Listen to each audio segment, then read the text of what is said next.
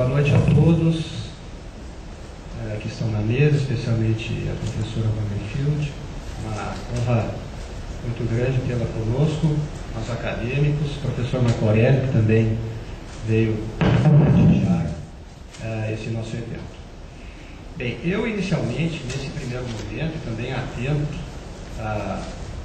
ao adiantado da hora, eu vou inicialmente falar um pouco sobre a história do processo, mas tendo por pano de fundo o filme que nós vamos assistir, até para que nós possamos ter uma compreensão melhor do que este filme acaba por retratar e que depois possamos retomar no debate algumas dessas noções.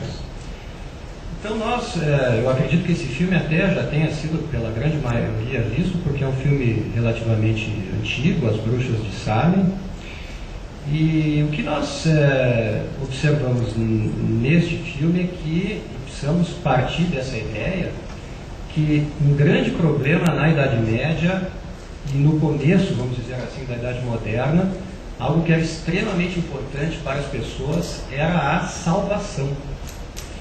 A vida era curta, a eternidade era infinita e, portanto, a salvação, salvar-se, era uma questão central para todas as pessoas. Aliás, embora esse fosse um tema polêmico, né, o tema da salvação, como salvar-se, é de todos bastante conhecido a tese que teve um certo predomínio, por razões históricas que não vêm ao caso, de que não haveria salvação fora da igreja. Extra ecclesiam nulla salus. Fora da igreja não há salvação. Este problema da salvação vai ser colocado no filme porque, como você sabe, o filme trata de um dos grandes processos que a história nos dá como testemunho, processos contra o delito, e era um delito de bruxaria.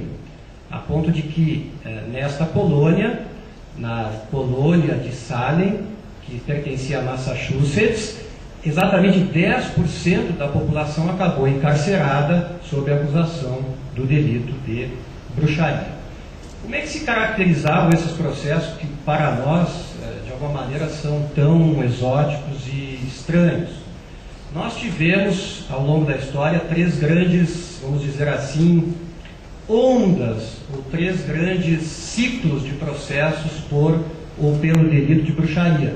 Depois eu vou falar um pouco como é que a doutrina, pode parecer até estranho, mas como a doutrina jurídica e legal da época tratava o delito de bruxaria e o que os juristas de então prescreviam para que se consumasse a prova nos tribunais do crime de bruxaria.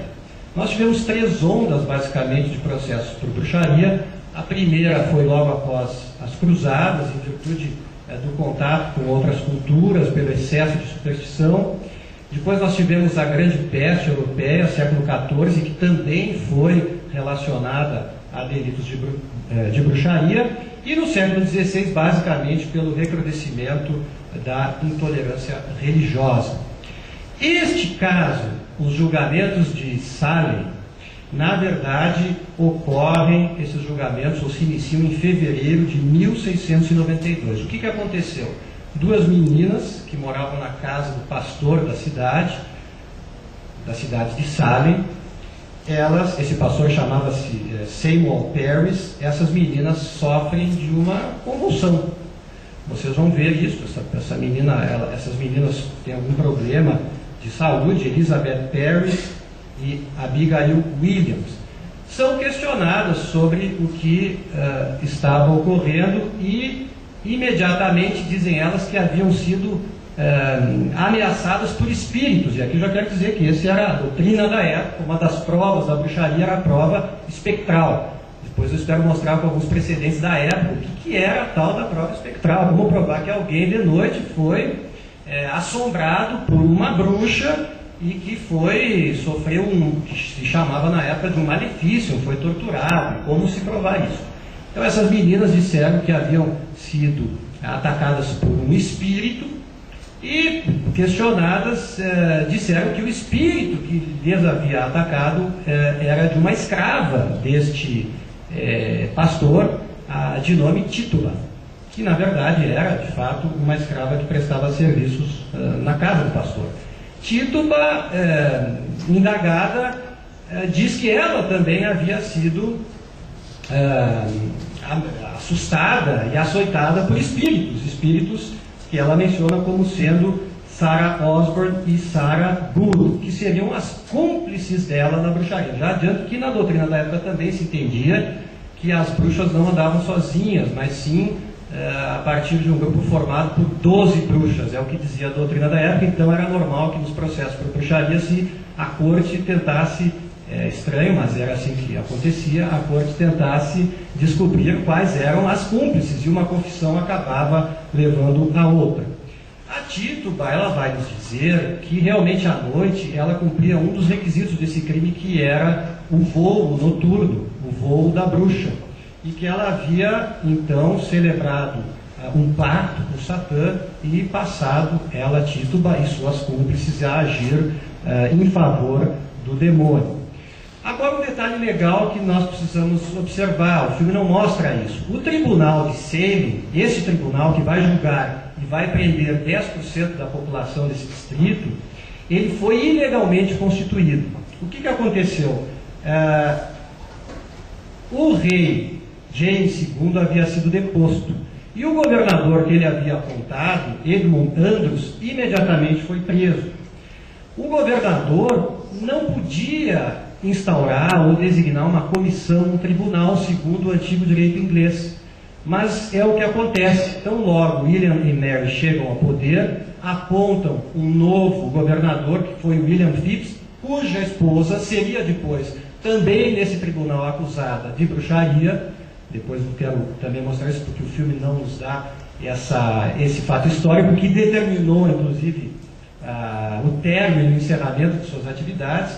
William Phips, então, em maio de 1692, cria este tribunal e convoca, forma os juízes que deveriam julgar.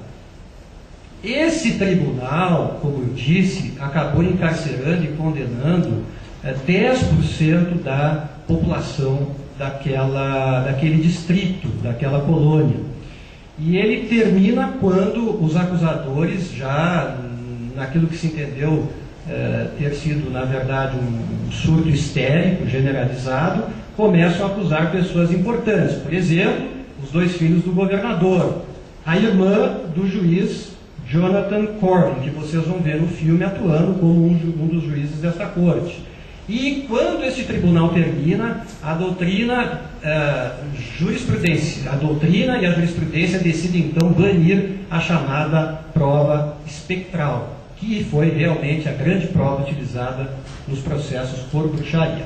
O procedimento legal das cortes neste momento, a esse tempo, seguiu mais ou menos já então o modelo do antigo direito inglês. Nós tínhamos uma preliminary examination, que era algo parecido com o grand jury hoje, que existe nos países de common law. Seria como um exame da admissibilidade da acusação, se há provas fundadas para levar alguém ao julgamento. Todos os processos penais contemporâneos têm algo parecido. Nós temos, né, professor? Nós temos aqui o recebimento da denúncia, mal comparando, que o juiz deveria também examinar se há justa causa, se há algum fundamento para levar-se alguém ao julgamento. E depois, sim, o julgamento. Agora, um detalhe importante que os senhores vão observar no filme, que